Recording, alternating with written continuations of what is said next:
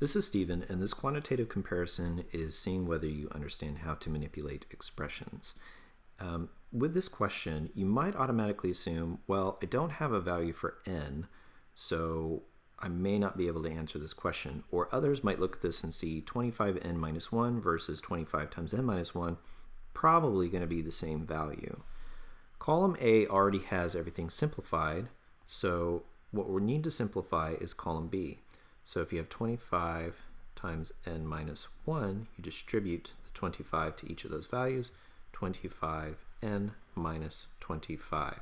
Here's where an important rule of thumb comes into play with quantitative comparisons. When you don't have a value for the variable that you're dealing with, it's best to put in simple values like -1, 0, and 1. And because we're dealing with the same variable on both sides of the equation, we can do this for both columns. So let's do 0 for each of these answers first, since that's the easiest. So 25, 0, or 25 times 0 minus 1, 25 and 0 is 0, minus 1, -1. Clear up this portion a little bit. And then 25 times 0 minus 1 is 25 times -1, so -25. So our first observation is that column A is bigger than column B because -1 is a larger number than -25.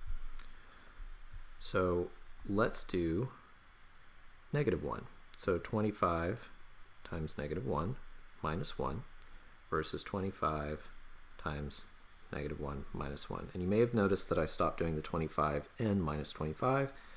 This works just as well. But you could do it the other way too. That way you don't have to worry about subtracting the 25 from it.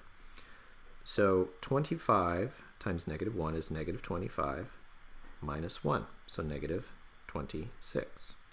25, or we have to do the parentheses first. -1 minus -1 is -2. -2 times 25 is -50. See the pattern yet? So once again, column A is the larger value. So let's do 1. 25 times 1 minus 1, and then 25 times 1 minus 1. Then 25 times 1 is 25, minus 1 is 24, and then 1 minus 1 is 0, times 25 is 0.